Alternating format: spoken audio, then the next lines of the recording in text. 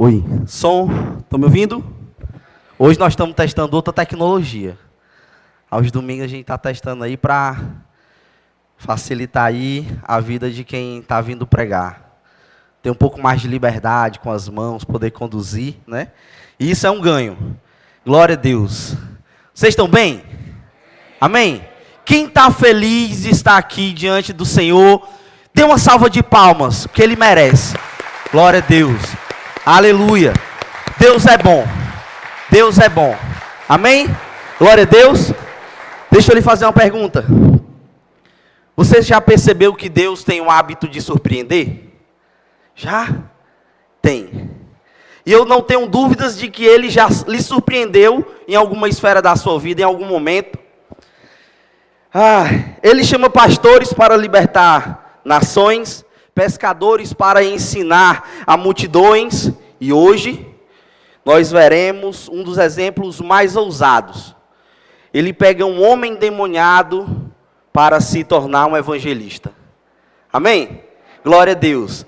Irmãos, há 1 mês e meio mais ou menos, o pastor Arnaldo estava pregando sobre esse tema, né, o endemoniado de Gadareno, e aí quando chegou do versículo 18, 19 e 20, eu não consegui me desapegar daquilo e eu fiquei, e aí, o que aconteceu depois? E depois? E aí meu coração começou a ferver por essa palavra, eu comecei a estudar, e eu consegui montar um sermão, e nós iremos ver sobre isso, tá? O texto que nós vamos ver hoje, que nós iremos meditar, ele narra a libertação de um homem que era atormentado por uma legião de demônios. Mas o que mais impressiona, meus irmãos, não é o milagre da libertação. É o que Jesus faz com esse homem depois do milagre da libertação. Amém? Porque ele não foi apenas restaurado, mas ele foi enviado. E é sobre isso que nós iremos falar. Jesus, ele transforma o problema de uma sociedade, que nós vamos ver sobre isso, em um missionário de Decápolis. Iremos descobrir também que local é esse. E era uma região gentil, cheia de idolatria, e era super hostil ao Deus de Israel, tá? Mas hoje nós não iremos olhar para o endemoniado, para os seus grilhões. Hoje nós iremos olhar para o chamado que movia esse homem. Nós não vamos focar naquele homem possuído, embora nós iremos falar sobre ele também. Mas nós iremos falar sobre o homem comissionado. Ele vai ser o ponto-chave, tá? E aí nós vamos caminhar juntos e descobrir 3 coisas. Que 3 coisas são essas? O que esse improvável nos ensina sobre missões, porque esse homem, ele era o improvável dentro daquela sociedade. Como Deus pode usar quem ninguém esperava. E terceiro, como a sua história, sim, a sua pode ser parte da preparação para a chegada de Cristo onde você vive. Amém? Glória a Deus. Mas antes de tudo, nós precisamos responder 2 perguntas. E essas perguntas são, primeiro, por que aquele homem gadareno que estava endemoniado e vivia nos sepulcros? E depois, o que nós sabemos sobre a cidade de Decápolis. Aliás, Decápolis não era uma cidade. Decápolis era uma liga composta por 10 cidades. Tá? Então, Deca vem de 10 e Polis de cidade. A gente vai falar sobre isso.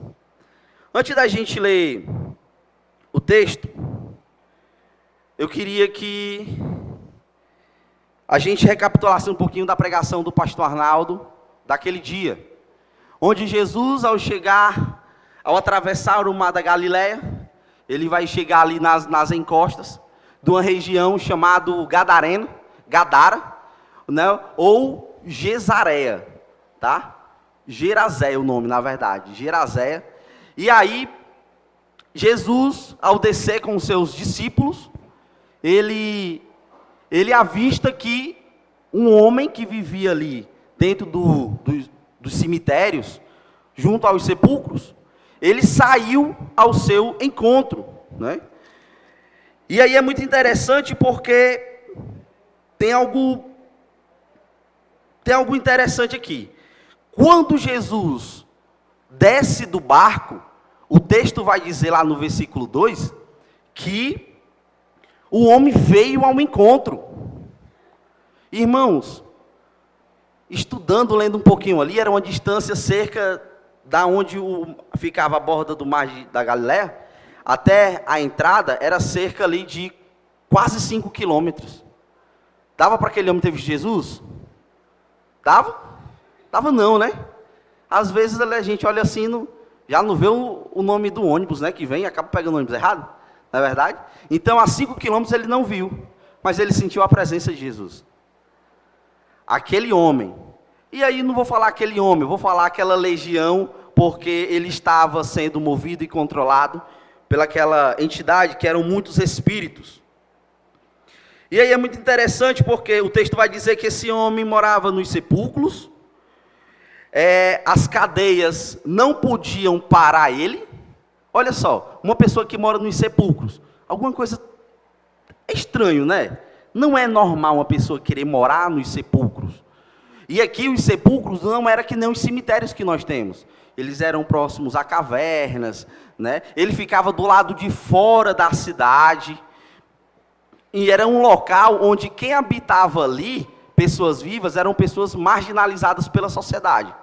E aquele homem estava ali naquele local. E o texto vai dizer no versículo 3 de que as cadeias não podiam prender. Olha, aquele homem, ele estava tão perturbado e ele atemorizava tanto as pessoas que tentaram prender ele, mas os grilhões não foram possíveis. Grilhões eram instrumentos de prisão de ferro, com correntes grossas. Quem assistia os filmes dos Estados Unidos naquela época, tinha uma bola de ferro, onde os prisioneiros tentavam ali andar. Aquele é um exemplo de grilhões. E a força daquele homem era super-humana e ele destruía tudo. Aí as autoridades, rapaz, como é que a gente faz para prender um homem desse? E o texto vai dizer também que as pessoas que passavam ao redor tinham medo dele, porque ele gritava.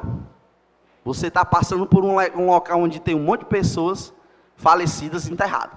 De repente tem uma pessoa gritando. É de assustar, não, irmãos? Do lado de fora da cidade, um ambiente provavelmente com pouca iluminação, ou talvez nenhuma, é assustador. O fato é de que todo mundo conhecia esse homem, porque ele rodeava pelos sepulcros. O texto não faz menção de que ele estava só nos sepulcros de Gadara, que era uma das cidades. Mas ele rodeava pelos sepulcros. Então podemos entender que de sepulcro em sepulcro, cidade em cidade, ele podia andar por lá. Podemos entender isso. E aí, meus irmãos, não para. Por quê? O texto vem dizer que ele era um homem que ninguém podia amansar. O homem era brabo, era forte. Ele não se contia, era violento. E é importante frisar de que ninguém dominava esse homem. Sempre de dia e de noite ele andava, clamando pelos montes e sepulcros, e se ferindo com pedra. Olha só, a influência maligna na vida de uma pessoa. Esse homem, ele se flagelava, ele se machucava mesmo. Ele, com certeza, ele não tinha o hábito de tomar banho, era um homem que devia estar cheio de feridas, sabe? Maltrapilho, ninguém queria chegar perto dele. Só que aí, irmãos, tem um detalhe. Lá no versículo 6 vai dizer que quando viu Jesus, ele corre. Olha só que interessante. Quando Jesus desce do barco, a 5 quilômetros de distância de onde ele estava, ele sentiu a presença e foi até lá. E quando ele se aproxima, ele viu Jesus, ele correu e fez o quê? Adorou. Aquele homem cheio de espírito maligno adorou a Jesus, reconhecendo o senhorio de Jesus. E aqui a gente vê que Jesus, ele é autoridade sobre as questões espirituais. Aqui a gente consegue ver forte isso.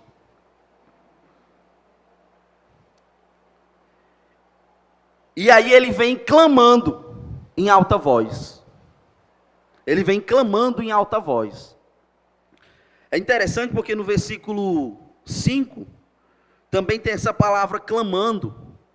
E aqui, essa situação, elas estão em situações diferentes. A primeira diz que ele clamava pelos montes. Era algo contínuo, então constantemente ele estava ali gritando. Não consigo dizer o que ele gritava, mas ele estava gritando. Mas nesse momento em que ele clama, eu posso afirmar de que ele clamava o senhorio de Jesus. Ele clamava o senhorio de Jesus. E ele com grande voz disse: o que tenho eu contigo, Jesus, Filho de Deus Altíssimo? Olha aí. Ele reconheceu de que Jesus era Filho de Deus. Foi um dos primeiros ali a ter o encontro com Jesus. Mas não havia só ele, havia outras pessoas naquele ambiente também. Vamos já ver isso. E aí ele continua, quando ele reconhece que Jesus era o Filho de Deus, ele reconhece e fala: conjuro-te. Olha só, conjuro-te. Eu só lembro de quando eu assistia Harry Potter, né? Para conjurar ali as coisas que eles tinham lá, os feitiços. Então ele conjura. E é interessante, porque essa palavra, quem fala conjura, ela clama, ela chama, sabe? Ela faz, ela implora, ela roga, ela invoca. E ele continua e vai dizer: conjuro-te por Deus. Rapaz, olha só, coisa interessante. Jesus chega, Satanás, os demônios que estão dentro daquele homem, reconhecem o senhorio de Jesus, vão até ele e recorre àquele que está no céu. Conjuro-te por Deus. Pelão, né? Ele vendo ali Jesus, apelou em nome do Pai. E aí ele vem e diz que não me atormentes. Ele estava com medo de ser atormentado por Jesus. E aí, meus irmãos, Jesus estava falando para ele nesse momento, dizendo assim, ó: sai deste homem, espírito imundo. E aí ele já se aperreou logo, sabe por quê? Porque quando Jesus fala algo, a palavra dele é tem que acontecer. Ele não tinha o que fazer, ele tinha que sair. Ele tinha que sair daquele homem.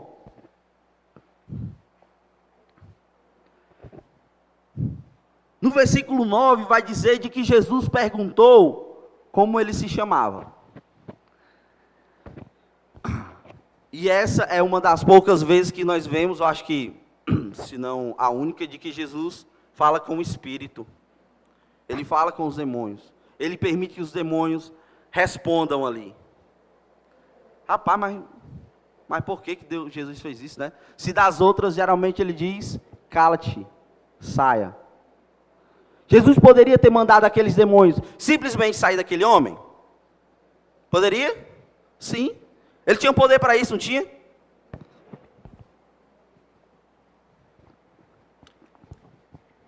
Só que Jesus queria demonstrar algo para aquelas pessoas.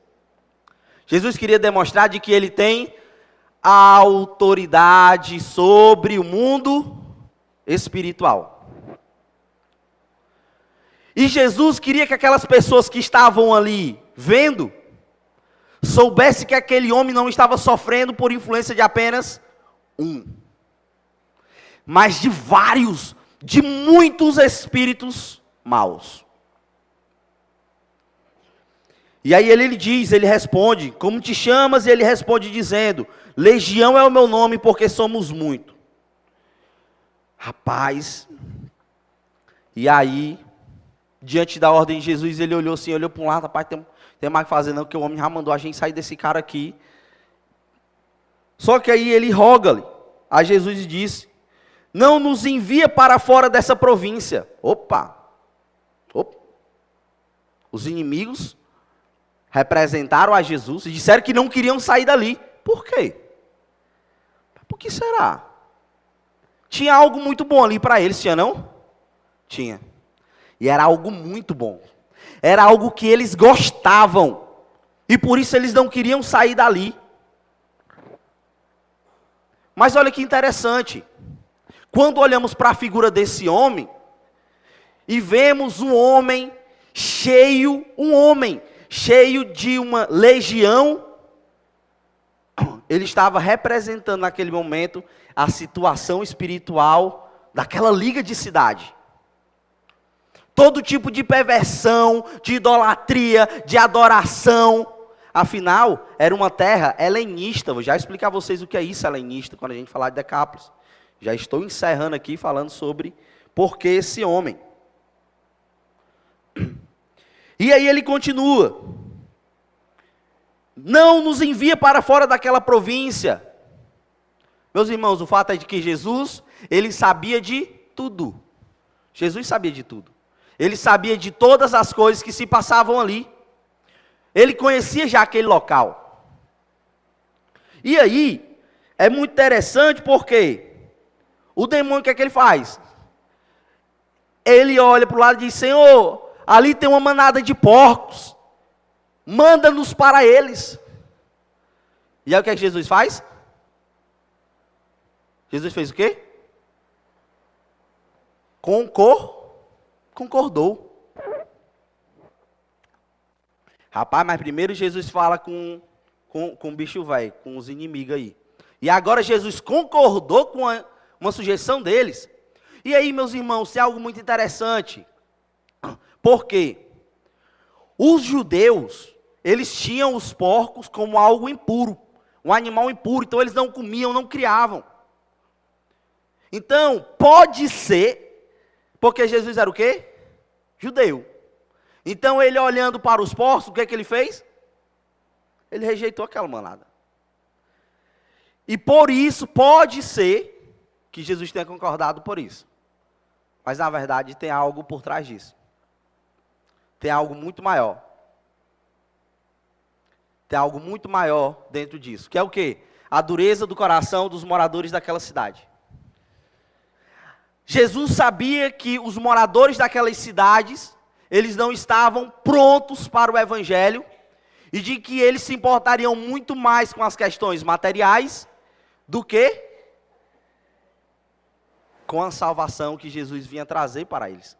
Com a mensagem do evangelho que liberta, que cura e que transforma, e que nós iremos já falar sobre isso. O fato, meus irmãos, é que Jesus, ele permite, e aqueles demônios saem daquele homem, e eles vão para aquela manada de porcos. E aí o que é que acontece com os porcos? Eles correm e se atiram do precipício. E eles se jogam. E o texto diz que era por cerca aí de 2.000 porcos. O comentarista da minha Bíblia, Jimmy Swaggart, ele vai dizer que, ele afirma na verdade, mas não estou junto com ele, não consigo afirmar, de que certamente aqueles homens que estavam cuidando dos porcos eram judeus que tinham se rebelado contra a lei judaica. Eu não concordo com ele, mas o texto não deixa claro, porém eu tenho visto que dá alguns sinais sobre isso. Mas não é sobre isso que nós iremos falar, é sobre o fato dos porcos terem se atirados. 2.000 porcos. Vocês acham que 2 pastores dá conta, 2 pessoas dá conta de cuidar de 2.000 porcos? Dá não, né? É muito pouco. Então haviam mais. O texto vai dizer, continuando, de que aqueles homens correram para a cidade, para os campos, e contaram para todos o que tinha acontecido. O que dá a entender que esse episódio, esse encontro de Jesus com o gadareno que estava endemoniado, levou um tempo aí. Ele demorou, não foi tão rápido. E aí acontece que quando aqueles homens chegam, e aí, olha só que interessante. O versículo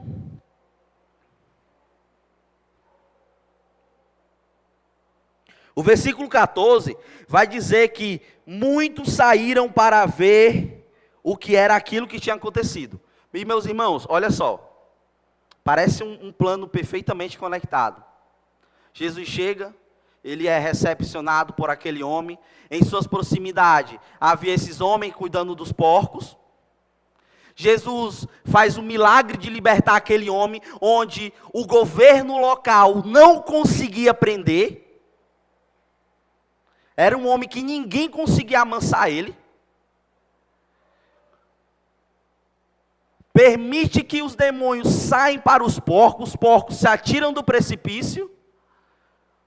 Aqueles homens que estavam cuidando dos porcos vão na cidade e uma multidão, ela vem. Vê o que aconteceu. E se talvez ali tinha 10 pessoas verificando, agora tinha uma multidão, vendo o que Jesus tinha feito na vida daquele homem.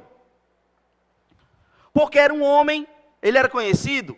Sim, porque o texto diz que ninguém tinha coragem de chegar lá, de que todo mundo tinha medo dele. Sabe o que é que eu me lembro? Quando eu era menor, tinha a minha mãe dizia que para eu não descer ali por lado da lagoa, lá onde o pastor mora, a mãe dizia que tinha um tal de cicatriz lá que ficava furando o pessoal com a seringa. E depois de muito tempo eu descobri que aquilo era história para me manter em casa. Então existiam muitas lendas como essa que se falava sobre o homem naquela cidade. Muitas vezes para se controlar fluxo, se controlar, sabe, várias situações. Então, ele era conhecido.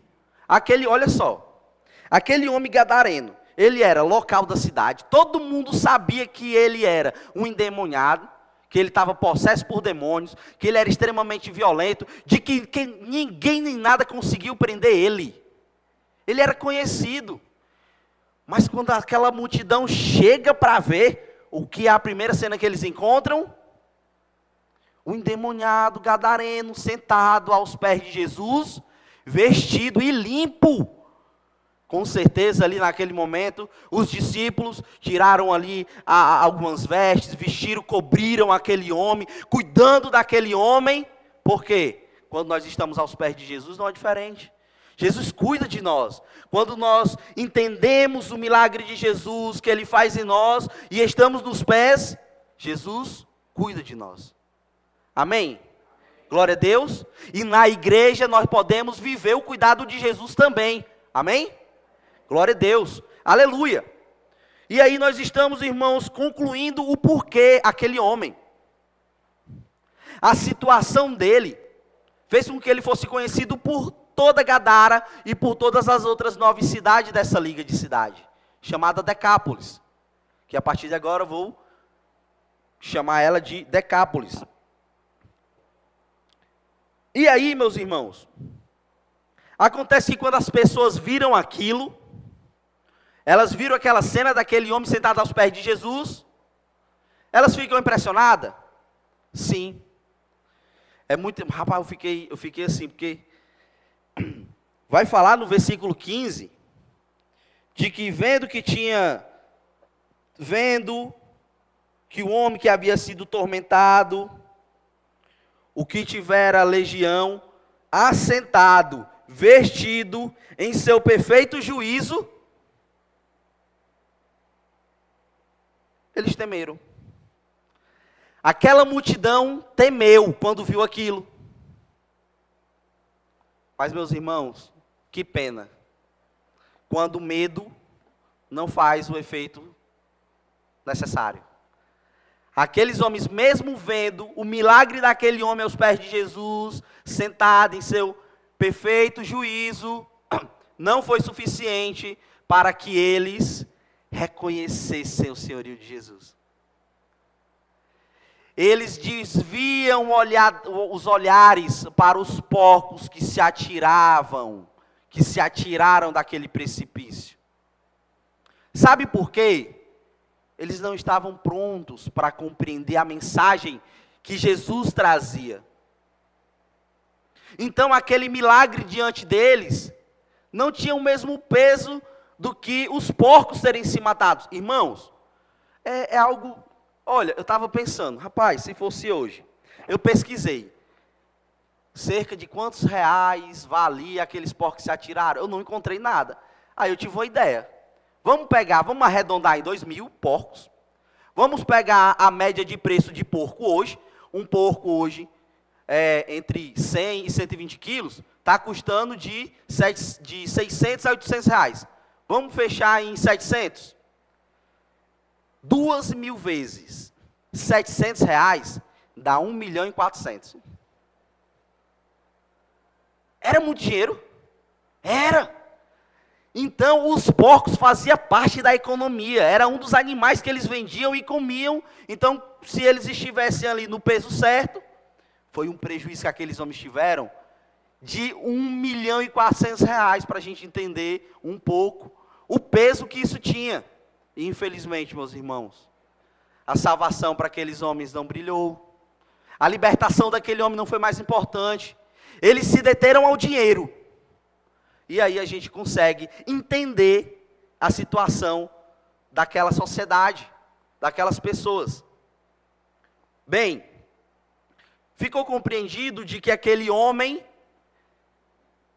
porque aquele homem, ele era um homem conhecido, ele era uma pessoa desacreditada por toda a sociedade, ele era um improvável, mas Jesus escolheu ele. Todo mundo tinha medo daquele homem. Todo mundo. Então, ficou fácil agora a gente entender por que aquele homem, diante de uma cidade de tantas pessoas. Mas aí o que nós sabemos sobre Decápolis, essa cidade? Primeiro, já descobrimos que o estado espiritual desse homem de Gadara representava o estado espiritual dessa liga de cidades. Era uma cidade tomada por todo tipo de perversão. Só para vocês terem noção, era uma terra gentil, ela era colonizada, né? Era uma colônia, estava sobre o governo de Roma, então era uma terra helenista, eles acreditavam em vários deuses. Então, todo tipo aí de culto, sabe? Todo tipo de culto aí pagão, era grande. E eles tinham ódio. Eles tinham a raiva dos judeus. É por isso que os judeus que estavam lá, que lá havia judeus, em Decápolis, eles eram judeus que não viviam como judeus. Eles rejeitavam. Eu vou usar uma outra palavra. Eles apostataram da fé deles. E foram viver como aqueles homens. Então existiam judeus lá. Mas eles não viviam como judeus. Eles comiam porcos, eles vendiam, eles faziam parte, eles se beneficiavam daquilo que a lei proibia. E era essa situação. Então, se Jesus manda, se Jesus envia um judeu para pregar naquele local, ia dar bom? Ia não, né? Ele ia ser aceito? Não ia. Ele ia ser hostilizado, tá? Então, era uma liga de 10 cidades, gentil, onde não tinha acordo com os judeus. Então, não adiantava Jesus ir pregar ali o evangelho, levar a mensagem que ele trazia. Amém?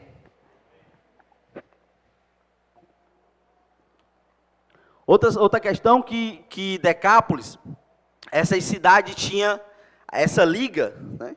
Eram cidades organizadas, cidades com estrutura, com governo, tá? Mas estavam sobre a ordem do povo romano.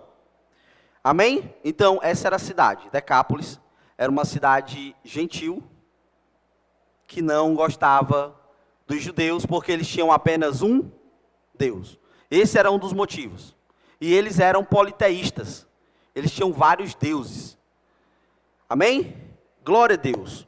Agora, meu irmão, eu quero pedir que você abra a sua Bíblia, em Marcos capítulo 5. Nós vamos ler apenas 2 versículos, que é o 19 e o 20, porque é a partir daí que nós vamos desenvolver sobre esse homem, né, chamado o missionário de Decápolis. Esse é o tema. O missionário de Decápolis, a palavra que transforma. Glória a Deus. Temos um pouco a ver. Muita gente olha para esse homem como endemoniado, mas hoje nós iremos olhar para um evangelista que mudou a cultura de um local. a cultura de toda uma região.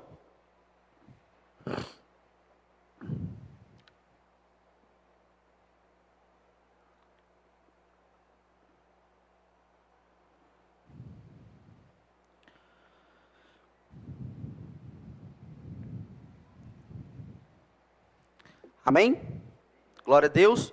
Diz assim a palavra de Deus, acredito que vai passar aqui também.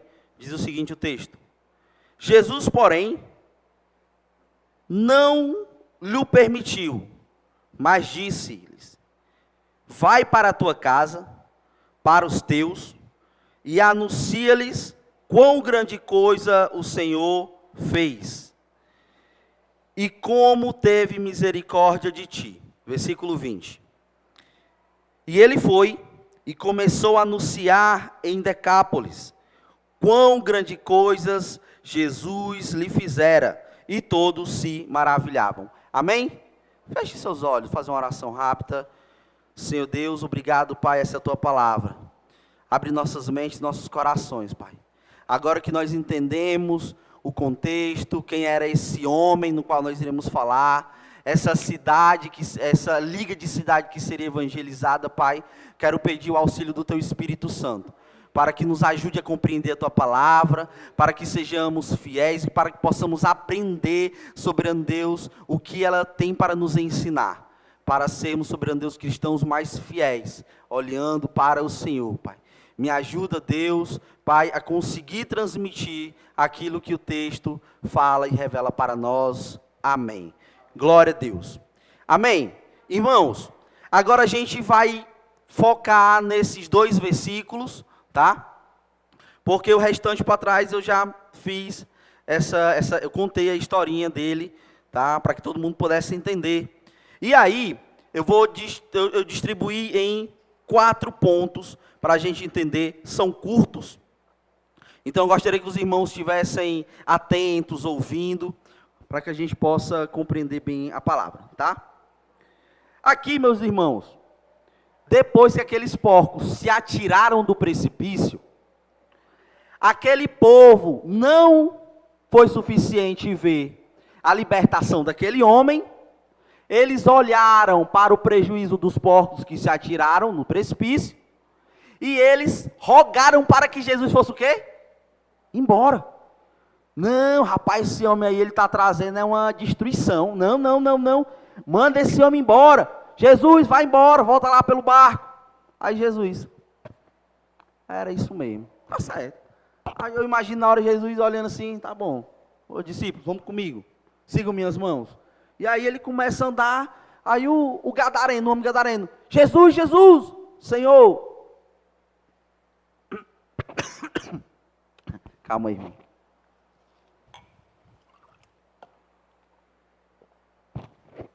Oi, pronto. E aí, ele diz, Jesus, quero ir contigo. Olha aí. De todos aqueles que viram o milagre, quantos reconheceram o senhorio de Jesus? 1. Que foi o homem gadareno que foi liberto. Ele foi liberto por Jesus. Ele teve o controle do seu corpo, da sua mente, de volta. Não tinha como aquele homem não reconhecer o poder de Jesus Cristo, o poder transformador de Cristo.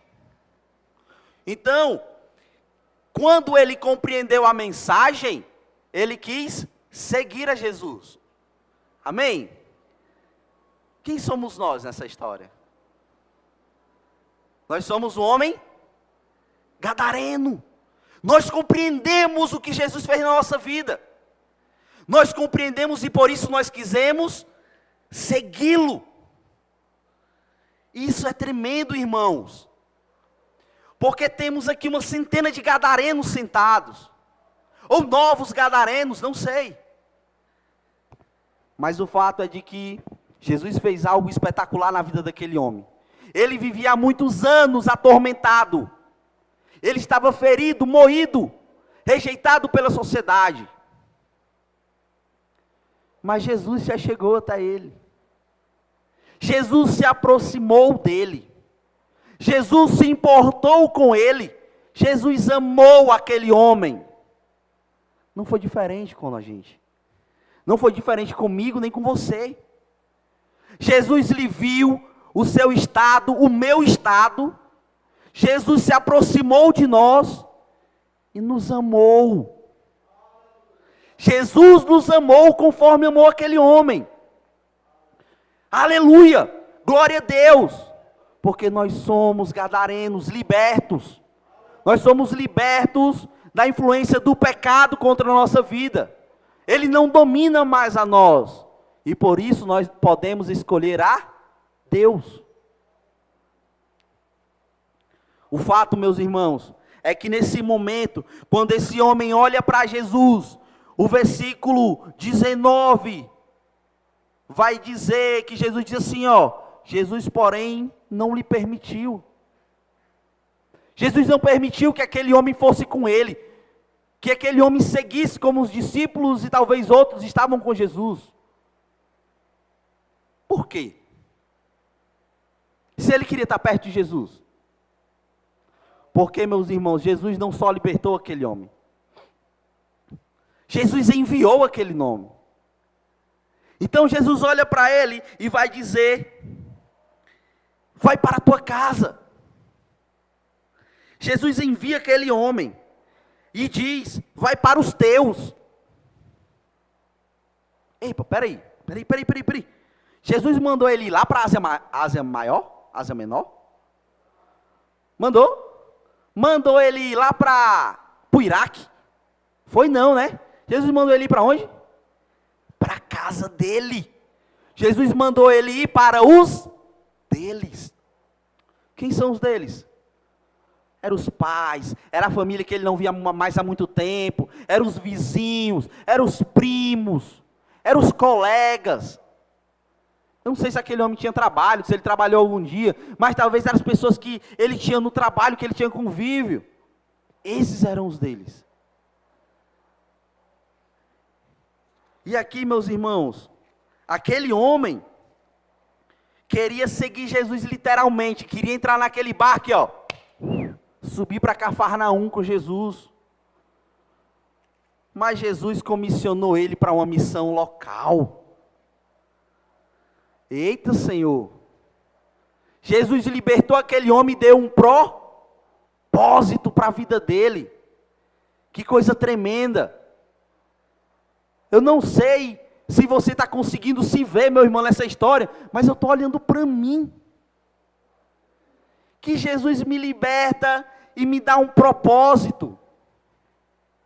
Temos um exemplo aqui na igreja. A filha da irmã Wanda, ela foi comissionada, não para a missão local.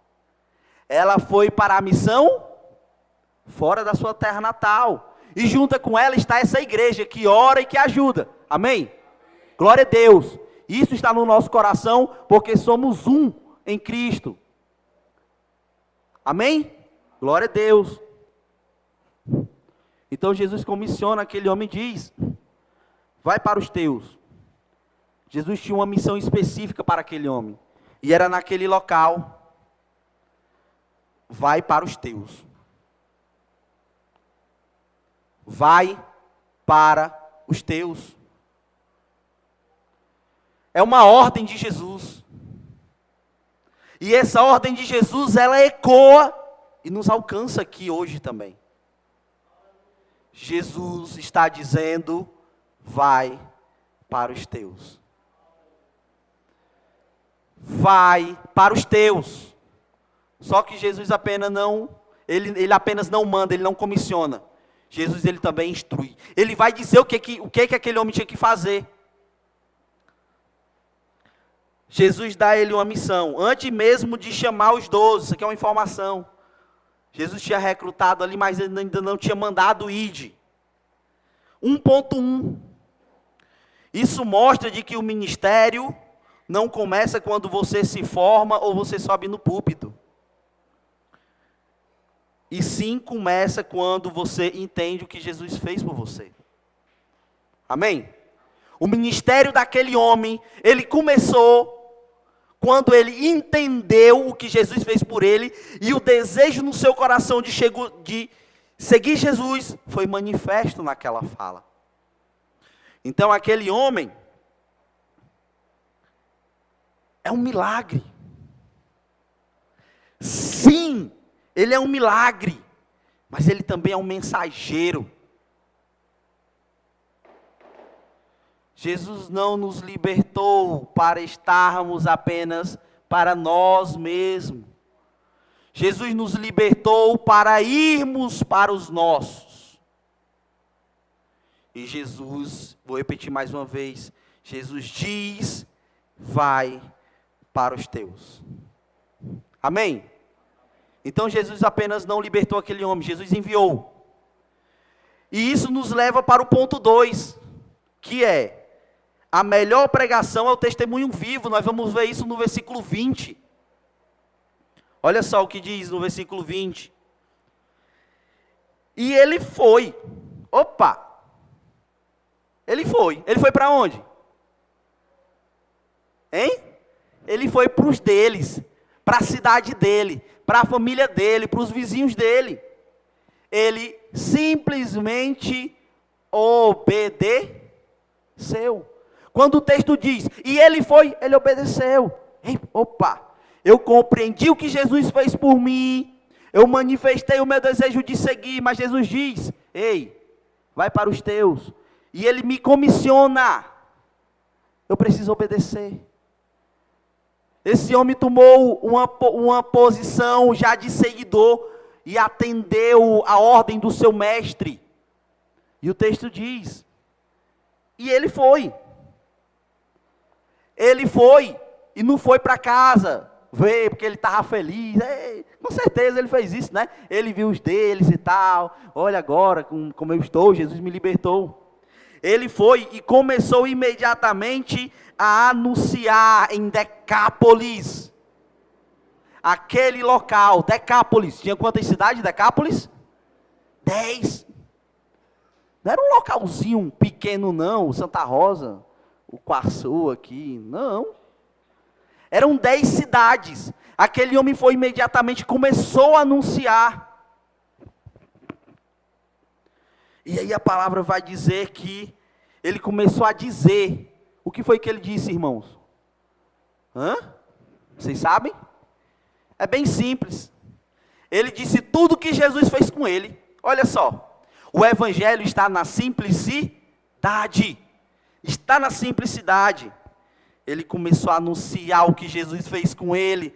E a palavra diz no final do versículo 20, que todos se maravilharam, se admiravam. Aquele homem que estava lá no sepulcro, aquele homem que era atormentado por espíritos, aquele homem que ele não tinha perspectiva de vida, de que as autoridades já tinham abrido mão, nem para prender ele as autoridades queriam. Não, peraí, se ele está lá só andando no sepulcro, deixa ele lá. Foi isso que Jesus fez quando viu esse homem? Não. Jesus se aproximou. E Jesus libertou. E Jesus amou. Porque Jesus é diferente desse mundo. Jesus é diferente desse mundo. Me entristece quando vejo pessoas cristãs, salvos em Cristo, que estão vivendo de acordo com esse mundo. Jesus não tem nada a ver com esse mundo. Fazendo escolhas, ambientes, locais. Eu fui um desses. Eu já estive nessa situação. Mas chega um momento em que o nosso encontro com Jesus nos leva a obedecer. E ir. E cumprir aquilo a qual Ele nos comissionou. O ponto 2.1, meus irmãos, vai dizer o seguinte. Ele não teve curso teológico, ele não sabia pregar como Paulo, ele não entendia escatologia, ele não sabia apologia, ele sabia nada disso. A única coisa que ele sabia era de que Jesus libertou ele. Olha para a simplicidade do Evangelho. Aquele homem, ele não saiu para recitar todo o Pentateuco, não. Ele saiu para falar o que Jesus tinha feito na vida dele. E ele tinha um testemunho, porque ele era conhecido. Muitos conheciam aquele homem atormentado. muitos lhe conhecem. Muitos me conhecem. Muitos sabem quem você era antes de Cristo. Muitos olham para mim e sabem quem eu era antes de Cristo, o que eu fiz. Muitos conhecem a nossa história, irmãos. Mas as pessoas, quando olhavam para aquele homem, elas viam um homem transformado. Um homem liberto das suas prisões, daqueles espíritos imundos. Jesus o libertou. Isso era suficiente para impactar aquela região inteira. E Jesus sabia disso. Que a obra feita na vida daquele homem iria impactar toda aquela região. E aquela região, Decápolis, ela começou a ser impactada com o testemunho daquele homem, com o que Jesus fez na vida dele. E essa ação começou a transformar toda uma cultura, pensamentos. Porque aquela multidão que mandou Jesus ir embora, lá na encosta de Gadara, eles pensaram de que Jesus ia trazer destruição do comércio, já que 2.000 porcos tinham se atirado. Só que esses homens começam a ver de que Jesus tinha ido levar o quê? Libertação. Voltando para nós. Nós temos um testemunho. Tem muitas pessoas que nos conhecem. E o nosso testemunho deve falar sobre Jesus. Deve falar sobre Jesus.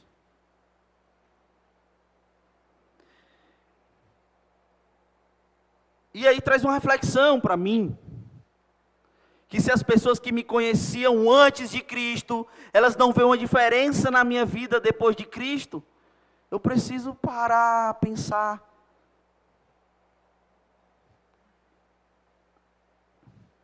Preciso pensar no que Jesus fez por mim. Se eu ainda não obedeci a ordem de Jesus de dizer, ei, vai para os teus. Eu preciso me colocar como esse homem, servo obediente, que compreendeu o chamado de Jesus. E foi. O seu testemunho, meus irmãos, alcançou o coração de muitos. Às vezes, a gente se cala por achar que a gente não sabe o suficiente. Sabe? E aí me lembrei de uma situação. Tem muitas pessoas que estão na igreja, que elas acham que, o irmão lá lidera, o irmão lá prega, o irmão ora lá ora na vigília, o irmão é mais capacitado que eu. É porque o irmão está estudando, é tanto são tantas condições, são tantas situações, nos colocamos por baixo, e nos esquecemos de quem nos convocou, nos comissionou, está lá no alto sobre tudo, de que o poder dele está acima de todas as coisas. E quando ele nos ordena a irmos, ele está nos colocando sobre todas essas coisas, que prendem as pessoas. Portamos o nome poderoso, que é o nome de Jesus, esse nome que há poder, que transforma, que liberta. Esse homem que faz o homem, esse nome que faz o homem reconhecer, por meio da ação do Espírito Santo, de que ele é pecador, e de que ele sozinho não consegue escolher a Deus. Amém? Glória a Deus. Aleluia. E muitos acham que não sabem o suficiente, mas testemunhar é contar o que Jesus fez por você, fez por mim. Então não preciso conhecer o livro de Marcos inteiro, o Pentateuco inteiro. Eu só preciso contar o que Jesus fez por quem eu era. Mas eu antes de Jesus não prestava, não era pessoa boa não. Só escolhi o que era ruim. Fiz muita coisa, irmãos. Como se diz, ditado popular, vocês não sabem da missa, reza. Do que eu fiz. Quem me vê aqui não sabe os locais que eu habitei, que eu estive. Eu também não sei o seu. Mas o fato é que Jesus lhe libertou de lá. Jesus te libertou de lá. E algo poderoso você tem na sua vida, que é o testemunho do que Deus fez por você, do que Deus fez por mim. Aleluia. Glória a Deus. Abandona esse pensamento de bloqueio, que diz que você não sabe, que você não pode. É mentira de Satanás. Ele quer que você acredite nisso. Repreenda. O que Jesus fez na sua vida pode alcançar os corações e revelar o poder que transforma. A mensagem de Jesus ela foi muito simples para toda aquela cidade. Foi a libertação de um homem dos espíritos que lhe atormentavam. Eu quero afirmar uma coisa para você, meu irmão. O seu testemunho, a sua transformação, e a minha transformação e o meu testemunho, tem poder de Deus. Tem poder do Espírito Santo. Muitos vieram aqui porque viram a mudança na vida de alguém. É a esposa que viu a mudança na vida do marido. É o marido que viu a mudança na vida da esposa. É o vizinho que viu a mudança na vida do casal. O rumo que a vida daquela família segue. A transformação de jovens que estavam indo por caminhos tortuosos e que passam a fazer escolhas diferentes.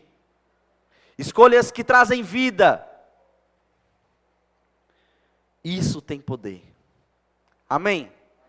Você é o evangelho vivo de Cristo. Somos o evangelho vivo de Cristo. Somos a Bíblia que o mundo lê. É na sua vida, na minha vida. Glória a Deus. E isso nos leva ao ponto 3. O ponto 3, meus irmãos, é de que a missão dele preparou o caminho para a volta de Jesus. O caminho dele preparou o caminho para a volta de Jesus. E aí me veio outra curiosidade de quem está estudando. Rapaz, quanto tempo isso levou? Né? Será que a Bíblia revela quanto tempo depois Jesus voltou para aquela cidade de Decápolis? E aí, meus irmãos, eu consegui preparar os pontos que nos traz a chegar a isso. Então, junto com os pontos da mensagem, no final que a gente via para a igreja, quem está lá no grupo de comunicação da igreja, tá? Quem não está, tem que pedir a algum irmão que envie, ou então, fala com a Ayrton, fala com o Flávio para poder entrar, que tem muita coisa boa lá.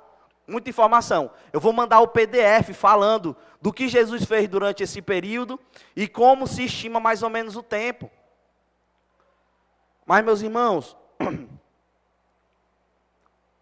na primeira visita, os gadarenos pediram que Jesus fosse embora. Nós vimos isso aqui no texto. Eles pediram, eles clamaram, Jesus, vai-se embora. Mas quando Jesus volta, cerca de 2 meses depois. Cerca de 2 meses depois, quando Jesus volta para aquele local, ele encontra um povo receptivo. Lembra aquele povo que é hostil, que não gosta de judeu, que eu contei? Aquela era a cidade, aquela era Decápolis, antes da libertação do missionário de Gadara. Esse homem que foi e falou o testemunho dele, falou sobre a obra de Jesus. Era uma cidade hostil. Jesus sabia que ele entrando ali, falando não, era capaz de ser morto ali. Mas olha só, o pai de Jesus é inteligente demais, eu fico impressionado. Jesus escolheu um homem conhecido por todos, que conhecia a cultura daquele povo, a linguagem daquele povo, conhecia os locais mais movimentados daquele povo, para pregar o que Deus fez, o que ele tinha feito na vida dele. Jesus pegou um deles, do meio deles, libertou, comissionou e ainda deu a mensagem. Vai e faz tudo o que eu fiz por você. O que o Senhor fez por você. Porque Jesus não toma nada para si. Jesus, ele dá toda a honra e toda a glória ao Pai. Amém? Meus irmãos, isso é muito poderoso. Porque tudo mudou.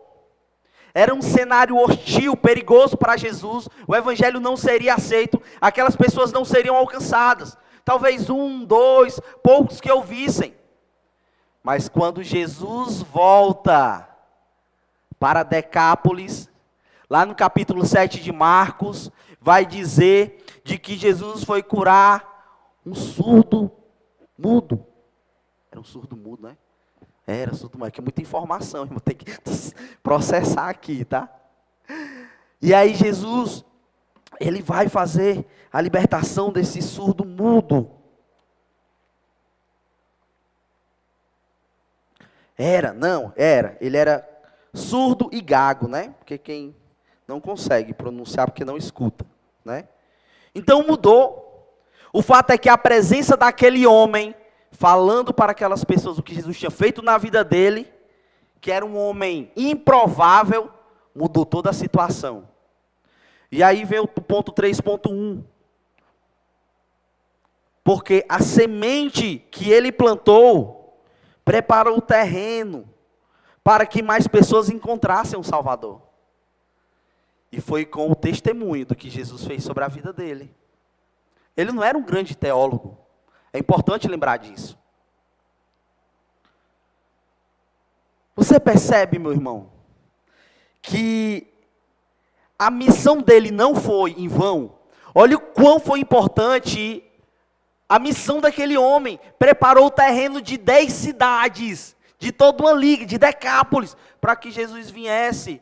E aí o texto vai dizer, no capítulo 7, a partir do versículo 31, de que quando Jesus chega em Decápolis, uma multidão o cerca.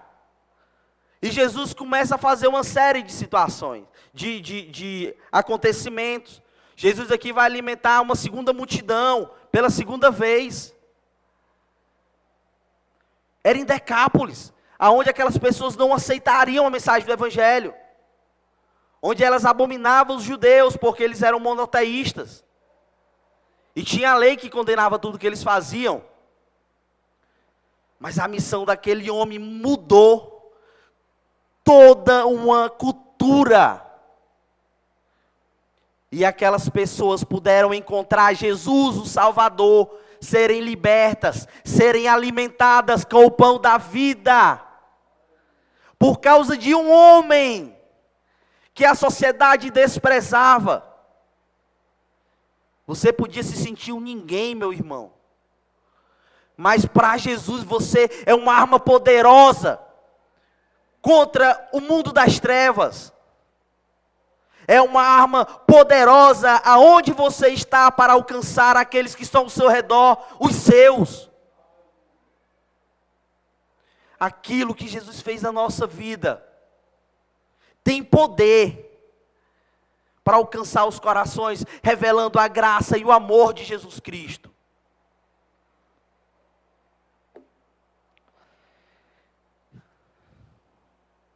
Diante disso, eu quero entrar no ponto 4. E porque nós iremos falar que é um fato, Deus usa os esquecidos para cumprir os seus planos. Aquele homem era um esquecido. Você podia ser um esquecido, eu era um esquecido. Eu só era lembrado para aquilo que não prestava. Éramos um esquecido.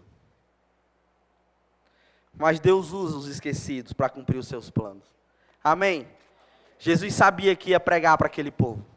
Jesus sabia o que esperava eles ali. Aquele homem que vivia entre os sepulcros, ninguém queria chegar perto dele, irmãos. Todo mundo desprezava por causa da situação daquele homem. Mas Jesus foi.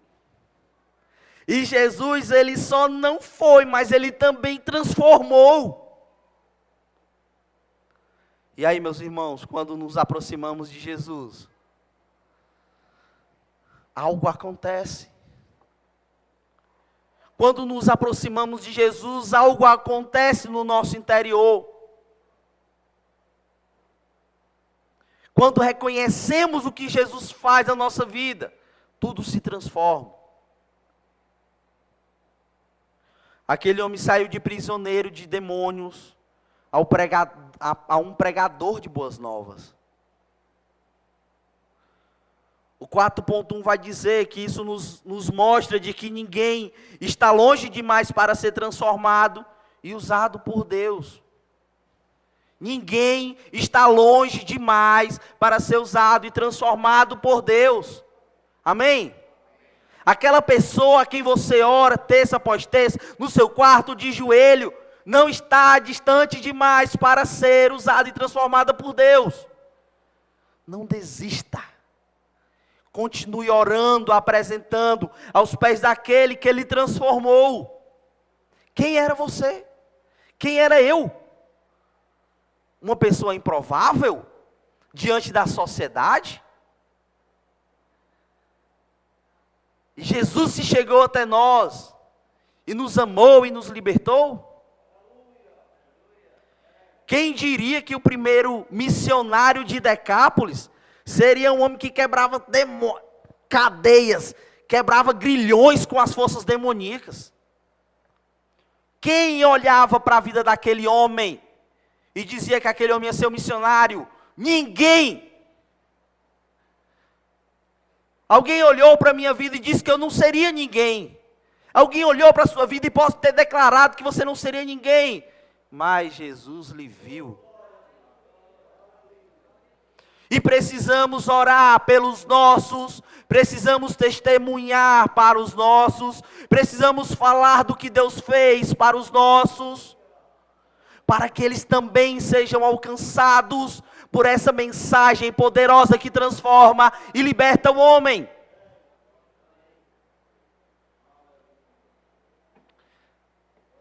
Nós temos o que aquele homem não tinha. Nós temos os 66 livros que nos falam a respeito do Deus de Israel. Não, vou voltar antes. Cerca de 4.000 anos atrás, 6.000 anos atrás, onde Deus criou tudo por meio do seu falar. O Deus que libertou Israel e transformou em uma grande nação.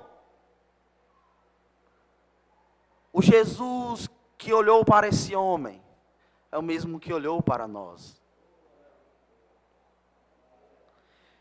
E aqui, meus irmãos, eu quero encerrar os pontos e quero trazer 5 aplicações. A primeira é: comece pelos seus. Essa é a primeira aplicação do texto que eu olho e eu me sinto impactado, dizendo assim: ei, tem que pregar para os teus. Ah, mas minha mãe já conhece a Cristo, mas ela tem vivido junto com Cristo? Quando eu li isso aqui, meus irmãos, eu levei um tapa na cara, pá. E eu lembrei que toda vida eu chego para minha mãe e pergunto: mamãe, a senhora está lendo a Bíblia? Aí ela diz: eu comecei, mas parei. E eu nunca fiz nada diante disso.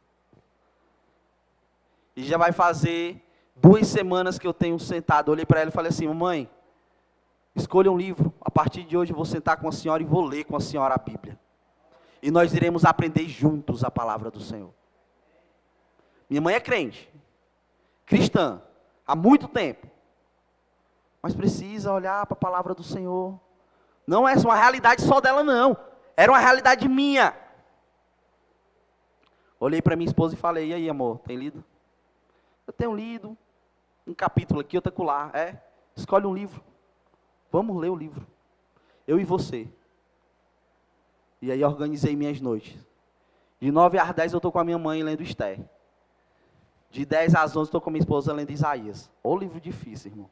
Mas tem sido uma bênção, viu? Eu entendi essa mensagem falando para mim: ei, fala para os teus. Estava sendo organizado agora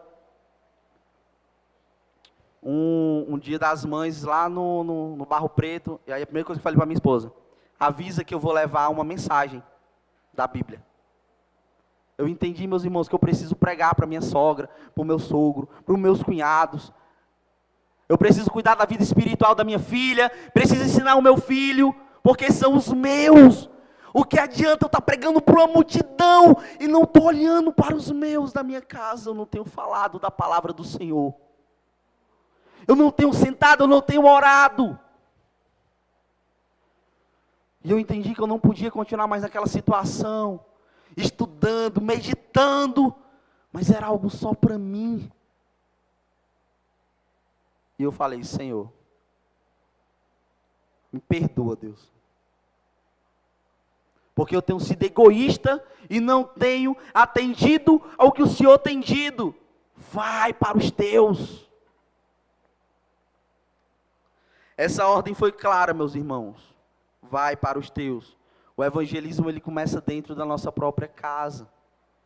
Eu posso ter uma família toda convertida, mas se eu, o pai da casa, o cabeça da família, como Cristo é o cabeça da igreja, não tenho tido momento, estudado a Bíblia, lido, eu posso estar falhando.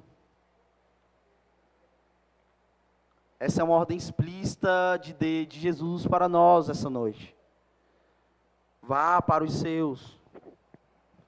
O evangelismo, ele começa dentro de casa. Amém? A segunda aplicação é: fale o que Deus fez por você. Eu tenho feito isso. Eu quero lhe incentivar a fazer isso também.